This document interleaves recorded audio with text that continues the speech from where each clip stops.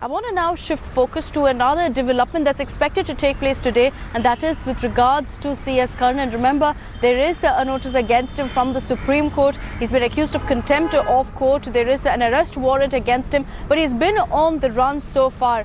Today, he officially retires from being a Calcutta High Court judge, and sources have told India Today that his arrest is now imminent. It could happen any time. Apparently, a team of about 5 senior officials from Bengal are camping in Chennai, waiting to arrest him. Remember, Justice Karnan has been evading arrest since May 9th, after the Supreme Court sentenced him to 6 months imprisonment for contempt of court.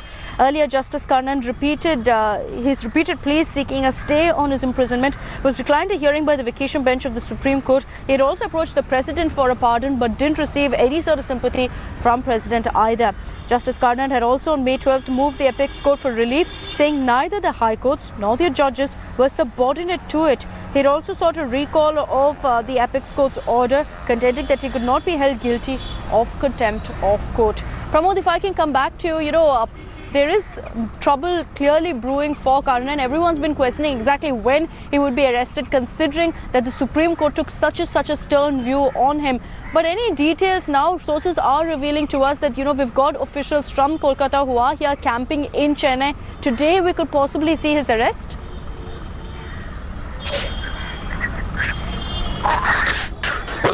The reason that Justice Karnan's case is so interesting is because he took some really unorthodox decision, thereby almost having a lock-on situation with the Supreme Court itself. Now he also he has clearly stated that one of the orders given by Supreme Court is not valid. He went one step ahead. He even totally okay, all right, Pramod, we seem to be having a bit of an issue connecting with you. We'll get back to you for more details, but that is a key development that's expected to take place today, and we will get you the latest here on India Today as we track down Karnan.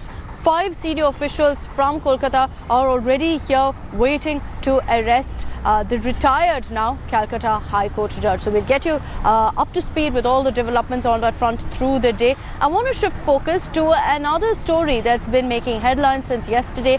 That is with regards, of course, to Sandeep Dixit's comments as far as the army chief is concerned. Rahul Gandhi yesterday was in Bengaluru. Of course, the focus was on him and his meeting with the KPCC ahead of the assembly polls. But he also made a rather interesting statement.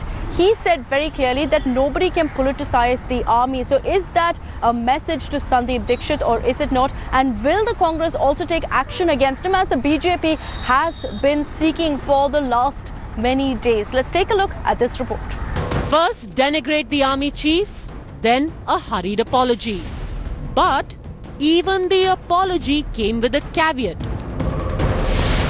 A person like Amit Shah makes a statement about Mahatma Gandhi. I think that merits far more attention, than what a person like Sandeep Dixit says. And I'm sad that that is something we have not taken, because I think if Amit Shah rethinks about what he has said, comes out and says what he said is wrong and apologizes, it will send a good message to the nation and to the international community. And soon enough, the usual suspects latched on to this narrative. The same people who had supported General Bipin Rawat being likened to the butcher of Jallianwala today called him outrageous and called for censorship on him. The point really here is that does the army chief have a license given by this government or given by his own thinking to make such completely outrageous and controversial statements? A concerted attempt to malign and discredit the army chief by a certain section.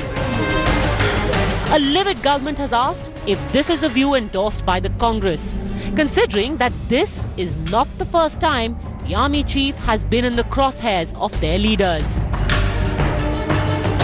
जो हमारे जवान हैं, जिन्होंने अपना खून दिया है, जम्मू कश्मीर में जिन्होंने अपना खून दिया है, जिन्होंने हिंदुस्तान के लिए सर्जिकल स्ट्राइक किया है, उनके खून के पीछे आप छुपे हुए हो, उनकी आप दलाली कर रहे हो। ये बिल्कुल गलत है। हिंदुस्तान के सेना ने हिंदुस्तान का काम किया है, आप अपना काम कीजिए। The present army chief says that this is a innovative, when you fight a dirty war, you need innovative measures, and he's commended the officer, and he says he wants the people to fear the army. I'm sorry, he's wrong. The army chief is wrong. Absolutely wrong. We are not fighting a dirty war. You're fighting your own people. Your people have got grievances. You have to address those grievances. I'm amazed that the army chief should say we're fighting a war against our own people. The outrage forced Rahul Gandhi to finally break his silence. कि Congress party के एक नेता ने army chief के बारे में बयान दिया है, ये बिल्कुल गलत है। आर्मी चीफ हिंदुस्तान की सेना का चीफ है और उसके बारे में राजनीतिक लोगों को कोई कमेंट करने की जरूरत नहीं। But if the Congress Vice President believes the army should be kept away from politics, will he act against his party man for doing exactly that? We wait for answers. Bureau Report, India Today. So we've given you details about the latest political developments as far as Sandeep Dixit's comments are concerned and what Rahul Gandhi had to say, how he weighed in on really that entire controversy. But I now want to go across to Nolan Pinto. He's joining us live from Bengaluru. Nolan, you've been tracking everything that Rahul Gandhi was up to yesterday. Give us a quick sense of exactly what his message was to the KPCC, because that is crucial considering that the assembly polls are next year.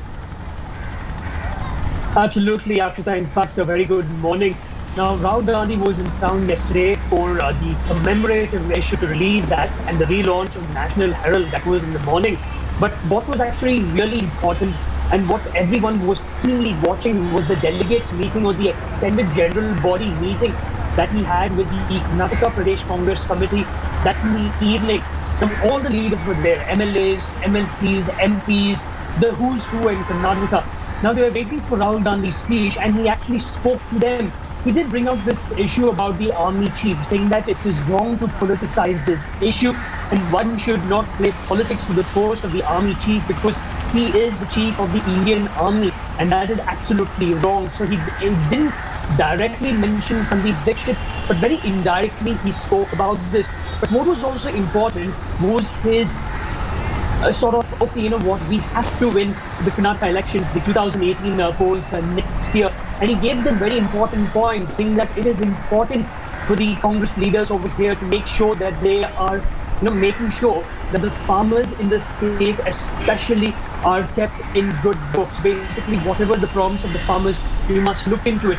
He also told the Karnataka leaders over here, especially Chief Minister Siddaramaiah, that do not spend money on publicity like Prime Minister Narendra Modi does, but go out and your work should be the talk of the town. That means whatever you do, people should talk about it. That should be your publicity. And the third point he also spoke to them about is about the tickets. He said that don't give tickets to those leaders who keep coming to you, but give tickets to leaders for the elections who are close to the people who are actually doing work. So these are the three issues that he actually discussed with the PCC members.